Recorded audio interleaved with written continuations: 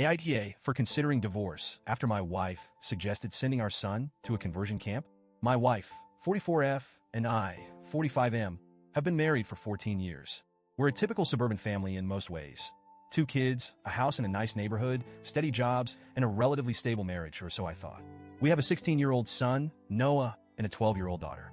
I've always thought we were both dedicated to creating a loving, safe home for our kids.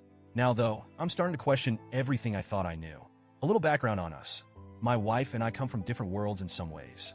I grew up in a fairly liberal household where things like sexuality weren't really discussed, but there was a general sense of acceptance. My parents never talked about it explicitly, but they instilled a belief in treating people with respect and love. My wife, however, grew up in a stricter, more religious home. Her parents held some conservative values, and although she drifted away from certain beliefs as she grew up, I wonder now if they still lingered somewhere in her mind. Over the years, we've had our fair share of disagreements, as all couples do. I won't lie, there have been arguments about how to raise the kids, what to prioritize financially, and a lot of other little things that probably wouldn't even stick out in memory if not for this current situation. But none of these fights, even the ones that felt like they had weight at the time, ever shook me the way this has. A year ago, Noah came out as gay. Looking back, I can see signs that he was working up to it for a while. He was withdrawn at times and would get nervous when certain topics came up, and there was this underlying tension that I couldn't quite put my finger on. When he finally sat us down and told us he was gay, it was a surprise. I won't pretend I wasn't initially shocked. It's one thing to think you're prepared for anything as a parent, and quite another when reality actually hits. But after the surprise settled, I knew that my job was to love him, support him, and be the father he deserves. So, I told him that I loved him, and I tried to make sure he knew that nothing would change that. My wife, well, she didn't react the same way. She looked stunned, almost like she'd been hit with a physical blow. Her face went pale, and for a moment, I could see she was struggling to find words. I assumed she just needed time to process, and I didn't want to push her.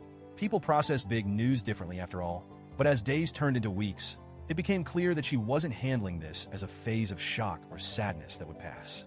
She would make small comments here and there that unsettled me. Things like, maybe he's just confused, or he's still so young. He can't know for sure. I try to brush these comments off as her way of adjusting, telling myself that she'd come around eventually. I thought she just needed time to understand. Looking back, I wonder if I was just hoping she would change because the alternative was so much darker than I wanted to believe. It came to a head about a week ago. We were discussing Noah's future, talking about college, his potential career options, and the typical dreams and hopes we have for our kids. Out of nowhere, she casually mentioned that she'd been looking into conversion therapy camps and thought it might be the best option for Noah. She said that he just hasn't been shown the right path yet, and that if we didn't help him get back on track, he might make decisions that would ruin his life. She genuinely believed that this camp would fix him.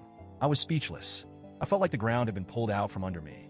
The thought of conversion therapy, even hearing her say the words, made me feel sick. For a moment, I just stared at her, trying to understand if she was joking or if this was some nightmare I hadn't woken up from yet. I knew I had to say something, and I needed her to understand just how wrong this was. So I told her, as calmly as I could, that those camps are known for using abusive, manipulative, and downright brutal tactics. I told her that countless people have come out of those places traumatized, and some don't even make it out at all. But she wouldn't budge. She accused me of enabling Noah's confusion by refusing to do what's best for him. She kept repeating that if I loved Noah, I would help her fix him. The more she talked, the colder and more detached she sounded. I realized, as she continued, that this wasn't a temporary thing for her. This wasn't just some knee-jerk reaction or a phase. She genuinely believed that our son's sexual orientation was something that needed to be corrected. I felt a wave of anger rise up in me, anger mixed with a deep, overwhelming sadness. Here was the person I'd chosen to build a life with, the mother of my children, and she was looking at our son not as a person, but as a problem to be solved. I told her flat out that I would never send my son somewhere that would damage him, mentally and physically, just to fit some outdated idea of what's normal. I tried to explain that Noah being gay isn't something that needs fixing, but she didn't listen. In her mind, she was the one who was right, and I was the one who couldn't see what was best for our child. I spent the next few days in a state of numb shock. I couldn't look at her without feeling this deep pit in my stomach, a mix of anger and disappointment that I'd never experienced before. Every time I saw her, I felt this growing resentment. I found myself questioning everything, wondering if I'd been blind to this side of her all these years. I was grappling with the realization that maybe, just maybe, I didn't really know her at all. If I'm being honest, I don't even know if I love her anymore. The way she spoke about our son, the way she dismissed his identity like it was some illness that could be cured, disgusted me on a level I can't even fully explain. It broke something in me, something I'm not sure can be fixed. Noah has his whole life ahead of him, and being gay is going to come with its own challenges. The world is still far from perfectly accepting, and people like my wife, people who think the way she does, only make it harder for people like him. The thought that I would be contributing to that kind of harm, that I'd be complicit by staying silent or standing by her side, feels unbearable. Part of me thinks maybe I should try to keep the family together, at least for our daughter's sake. She's only 12, and she loves both of us so much. She's a sensitive kid, and I know a divorce would hit her hard. She's already close with Noah, and I can't imagine what it would do to her to see our family split apart. The thought of putting her through that kind of pain makes me feel like the worst father in the world. But if I stay, am I betraying Noah? Would I be choosing comfort over my son's well-being? I can't ignore the look on his face when he came out to us.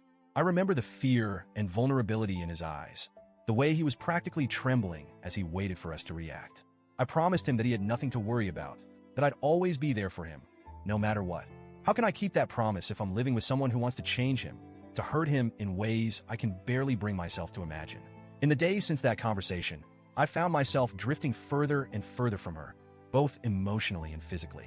We don't talk as much as we used to. Every time I look at her, all I see is the person who would willingly send our son to a place that could destroy him. I don't know how to move past that. I don't even know if I want to. I've been researching legal options, trying to understand what a divorce might mean for us. I've looked into custody arrangements and talked to a few close friends who've been supportive. They all say I'm doing the right thing by protecting Noah, but they also remind me that leaving will change everything, not just for him, but for our daughter too. The thought of ripping my kids' lives apart over this, it makes me feel like I'm failing them both. I finally sat down with Noah, and we had a long, honest talk. I told him that no matter what happens, I love him and that he doesn't need to be afraid of being himself. He seemed relieved, but he also looked so sad, like he was carrying the weight of our family's problems on his shoulders. He even said, "I didn't mean to make things harder for you guys," and hearing that nearly broke me. No child should feel like they're a burden to their parents for simply being who they are.